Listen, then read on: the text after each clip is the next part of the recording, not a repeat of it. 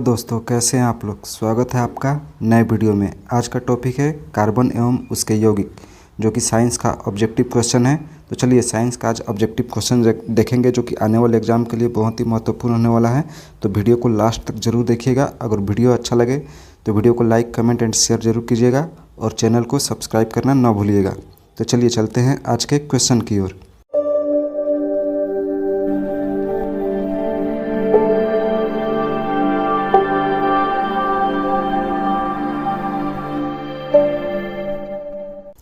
हमारा 1 number question है, ethane का आणविक सूत्र C2H6 है। इसमें क्या होता है? इसमें होता है कि 7 सहसंयोजक आबंध होते हैं। हमारा आंसर हो जाएगा बी। चलिए अगला प्रश्न है, निम्न में से कौन सा यौगिक ईंधन के रूप में इस्तेमाल किया जाता है? तो हमें बताना है कि इसमें से कौन सा यौगिक है जो ईंधन के रूप में इस्तेमाल किया जाता है। तो ईंधन के रूप में इस्तेमाल किया जाता है इथेनॉल। हमारा आंसर हो जाएगा ए, इथेनॉल। चलिए अगला प्रश्न, हमारा अगला प्रश्न है, कौन सा हाइड्रोकार्बन सबसे सरल यौगिक है? तो जो सबसे सरल रूप में उपलब्ध हो जाता है वो कौन सा यौगिक है? तो हमारा आंसर हो जाएगा ए, मेथेन। चलिए अगला प्रश्न है, सरलतम हाइड्रोकार्बन कौन है? तो सरलतम हाइड्रोकार्बन भी मेथेन है। हमारा आंसर हो जाएगा ए, मेथेन। चलिए अगला प्रश्न है, कार्बन हाइड्रोजन से संजोग कर क्या बनाता है? तो कार्बन हाइड्रोजन से संजोग करके हाइड्रोकार्बन बनाता है। हमारा आंसर हो जाएगा बी, हाइड्रोकार्बन। चलिए अगला प्रश्न है, वायुमंडल में CO2 गैस की उपस्थिति कितनी है? तो वायुमंडल में CO2 गैस की उपस्थिति 0.03% होती है। हमारा आंसर हो जाएगा सी। चलिए अगला प्रश्न है, सल्फ्यूरिक अम्ल का अणुसूत्र कितना होता है? तो सल्फ्यूरिक अम्ल का अणुसूत्र हम सभी जानते हैं H2SO4 होता है। हमारा आंसर हो जाएगा बी, H2SO4।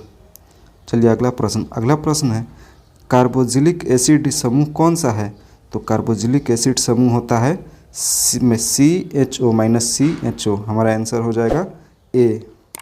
चलिए अगला प्रश्न है, इथिलीन में कार्बन के बीच 2 आबंध मौजूद है, जिनमें से कौन क्या होता है?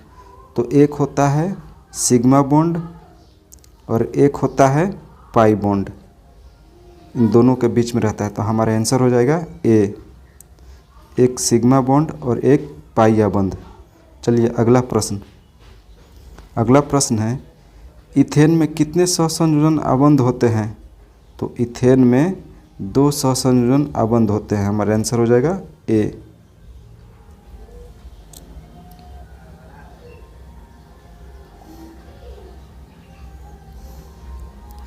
चलिए अगला प्रश्न है कि CnH2n+2 किसका सामान्य सूत्र है?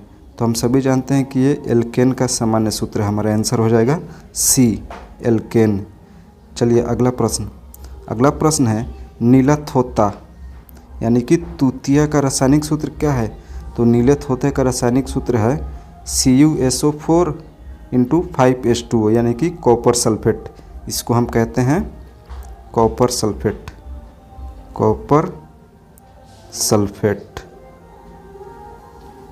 चलिए अगला प्रश्न है, नाइट्रोजन अणु में कितने सहसंयोजन आबंध होते हैं? तो नाइट्रोजन अणु में 3 सहसंयोजन आबंध होते हैं। हमारा आंसर हो जाएगा सी। चलिए अगला प्रश्न है, संगमरमर का रासायनिक सूत्र क्या है? तो संगमरमर का रासायनिक सूत्र होता है CaCO3। इसे हम कहते हैं कैल्शियम कार्बोनेट।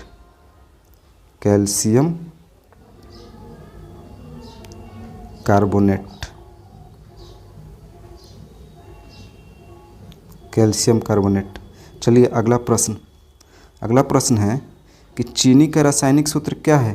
तो चीनी का रासायनिक सूत्र होता है C12H22O11। हमारा आंसर हो जाएगा सी। चलिए अगला प्रश्न है कि सोडियम कार्बोनेट का अणुसूत्र क्या है? तो सोडियम कार्बोनेट का अणुसूत्र है Na2CO3, यानी कि सोडियम कार्बोनेट। हमारा आंसर हो जाएगा ए। चलिए अगला अगला प्रश्न है कार्बोनिल समूह को सूचित किया जाता है किस चीज़ द्वारा? तो कार्बोनिल समूह को सूचित किया जाता है, आंसर हो जाएगा -CO द्वारा। हमारा आंसर हो जाएगा सी। चलिए चलते हैं अगले प्रश्न की ओर। चलिए हमारा अगला प्रश्न है इथाइल अल्कोहल का अणुसूत्र क्या होता है? तो इथाइल अल्कोहल का अणुसूत्र होता है C2H5OH। इसे हम क्या कहते हैं? इथाइल अल्कोहल कहते हैं। चलिए अगला प्रश्न है निम्नलिखित में से कौन सा एरोमेटिक हाइड्रोकार्बन है? तो इसमें से बताना है कि एरोमेटिक हाइड्रोकार्बन कौन सा है। तो एरोमेटिक हाइड्रोकार्बन है CH4 यानी कि मीथेन। हमारा आंसर हो जाएगा ए। चलिए अगला प्रश्न है निम्न में से किस हाइड्रोकार्बन के 3 आबंध होते हैं? तो हमें बताना है कि किसके 3 आबंध होते हैं। तो हमारा आंसर हो जाएगा C2C3H4। चलिए अगला प्रश्न है निम्न में कौन युग्म समावयु है? तो ये हो जाएगा, हमारा आंसर हो जाएगा सी। एक इथाइल अल्कोहल C2H5OH और एक मिथाइल एल्डिहाइड इसको कहते हैं, तो CH3OCH3। चलिए अगला प्रश्न है इथेनॉल यानी कि अल्कोहल का क्रियाशील मूलक क्या है? तो हम सभी जानते हैं इथेनॉल का क्रियाशील मूलक है -OH। हमारा आंसर हो जाएगा ए। चलिए अगला प्रश्न है निम्न में से कौन सहसंयोजी यौगिक है? तो हमारा आंसर हो जाएगा मेथेन, ए नंबर CH4। चलिए अगला प्रश्न है -COOH अभिक्रियाशील मूलक को क्या कहते हैं? तो इस अभिक्रियाशील मूलक को हम अम्ल कहते हैं। हमारा आंसर हो जाएगा सी। चलिए अगला प्रश्न है कि -CHO क्रियाशील मूलक को क्या कहते हैं? तो इस क्रियाशील मूलक को हम एल्डिहाइड कहते हैं। हमारा आंसर हो जाएगा बी, एल्डिहाइड। चलिए अगला प्रश्न है N2 अणु में नाइट्रोजन परमाणुओं के बीच कितने सहसंयोजन आबंध होते हैं? तो N2 अणु में नाइट्रोजन परमाणुओं के बीच 3 सहसंयोजन आबंध होते हैं। हमारा आंसर हो जाएगा सी। चलिए अगला प्रश्न है कि बेंजीन का अणुसूत्र कितना होता है? तो बेंजीन का अणुसूत्र होता है C6H6। इसको हम बेंजीन कहते हैं। चलिए अगला प्रश्न है सबसे कठोरतम तत्व कौन सा है? तो सबसे कठोर तत्व है हमारा हीरा। आंसर हो जाएगा बी। चलिए बताना है कि अक्रिय तत्व कौन सा है? तो अक्रिय तत्व हमारा हो जाएगा हीलियम। आंसर हो जाएगा बी।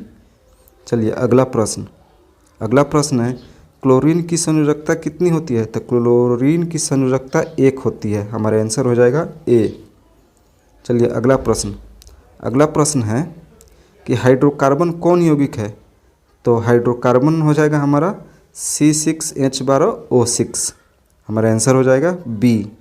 चलिए अगला प्रश्न है -OH क्रियाशील मूलक कौन है? तो इसको क्या कहते हैं हम? तो इसको हम अल्कोहल कहते हैं। यह अल्कोहल क्रियाशील मूलक है। हमारा आंसर हो जाएगा सी। चलिए अगले प्रश्न की ओर चलते हैं कि एथेनॉल को सांद्र H2SO4 के साथ गर्म करने पर निम्नलिखित में से कौन सी गैस बनती है? तो एथेनॉल को सांद्र H2SO4 के साथ गर्म करने पर हमारा C2H6 बनता है, यानी कि इथेन बनता है। चलिए अगला प्रश्न है जैव गैस यानी कि बायोगैस के मुख्य अवयव कौन होते हैं? तो जब बायोगैस बनता है तो उसमें से कौन सी गैस निकलती है? तो उसमें से मीथेन गैस निकलती है। हमारा आंसर हो जाएगा सी। चलिए अगला प्रश्न है विरंजक चूर्ण का रासायनिक सूत्र क्या है? तो विरंजक चूर्ण का रासायनिक सूत्र होता है CaOCl2 यानी कि कैल्शियम क्लोरेट। हमारा आंसर हो जाएगा बी, CaOCl2। चलिए अगला प्रश्न है एल्कीनो का सामान्य सूत्र क्या है? तो एल्कीनो का सामान्य सूत्र होता है CnH2n। हमारा आंसर हो जाएगा ए। चलिए अगला प्रश्न है एथेनॉल के ऑक्सीकरण से प्राप्त होता है। तो एथेनॉल के ऑक्सीकरण से क्या प्राप्त होता है? तो एथेनॉल के ऑक्सीकरण से एथेन गैस प्राप्त होता है। हमारा आंसर हो जाएगा ए। चलिए अगला प्रश्न है संतृप्त हाइड्रोकार्बन श्रेणी के सदस्यों को क्या कहा जाता है? तो संतृप्त हाइड्रोकार्बन श्रेणी के सदस्यों को एल्केन कहा जाता है। हमारा आंसर हो जाएगा सी। चलिए अगला प्रश्न है प्रोपेनोन का क्रियाशील मूलक कौन सा है? तो बताना है कि प्रोपेनोन का क्रियाशील मूलक कौन सा होता है। तो हमारा आंसर हो जाएगा C double bond O. Answer हो जाएगा सी। चलिए अगला प्रश्न है इथिलीन है। इथिलीन क्या है? तो इथिलीन एक ओलिफिन है, इसे ओलिफिन भी हम कहते हैं। हमारा आंसर हो जाएगा बी। चलिए अगला प्रश्न है कि ग्लूकोज में ग्लूकोज में कार्बन के कितने अणु होते हैं? तो ग्लूकोज में कार्बन के 6 अणु होते हैं। ग्लूकोज का सूत्र क्या होता है? C6H6O12। चलिए अगला प्रश्न है कि ग्लूकोज का विखंडन पायरूवेट में होता है। यह प्रक्रम संपन्न होता है कहाँ होता है? तो यह प्रक्रम संपन्न होता है हमारे माइटोकॉन्ड्रिया में। हमारा आंसर हो जाएगा बी। चलिए अगला प्रश्न है कार्बोक्सिलिक अम्ल में उपस्थित अभिक्रियाशील समूह कौन होते हैं? तो कार्बोक्सिलिक अम्ल को अभिक्रियाशील समूह को कहते हैं सिंगल बॉन्ड COOH। इसी को हम कार्बोक्सिलिक अम्ल कहते हैं, उसका ये अभिक्रियाशील समूह होता है। चलिए अगला प्रश्न है एल्युमिनियम क्लोरेट यानी कि Al4C3 के जल अपघटन से निम्नलिखित में से कौन बनता है? तो जल अपघटन से इसका बनता है मेथेन गैस। हमारा आंसर हो जाएगा बी। चलिए अगला प्रश्न है ग्लूकोज के एक अणु में ऑक्सीजन के कितने परमाणु होते हैं? तो ग्लूकोज के एक अणु में ऑक्सीजन के 12 परमाणु होते हैं। हमारा आंसर हो जाएगा डी। चलिए अगला प्रश्न है कौन सा कार्बन यौगिक सबसे अधिक अभिक्रियाशील है? तो हमारा आंसर हो जाएगा सी इथेन C2H4। चलिए अगला प्रश्न है C6H6 का आणविक द्रव्यमान कितना होता है?